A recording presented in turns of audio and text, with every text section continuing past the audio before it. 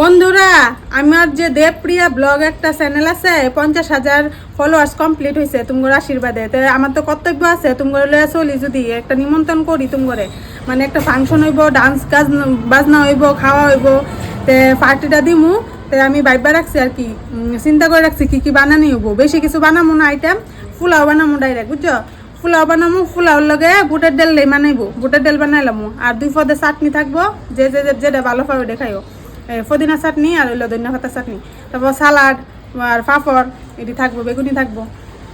এরপর দিয়ে মাছ করুম না, ফুলার লগে মাছটা মানায় না, তো মাংস করুম, ব্রয়লার মাংস করুম। আবার কেউ কেউ ব্রয়লার মাংস খাইতে চায় না, তাই ফাটার মাংসই করুম না, বুঝছো? আর কেউ কেউ ফাটার মাংস খাইতে চায় না, গন্ধ করে, যে খাসির মাংসই করুম না। তারপরে দই মিষ্টি টক তো আছেই, আর কেউ কেউ আবার দইও খায় না ঠান্ডার দিনে, এলিগা ভাবতেছি রসমলাই করি নাকি, রসমলাই করুম।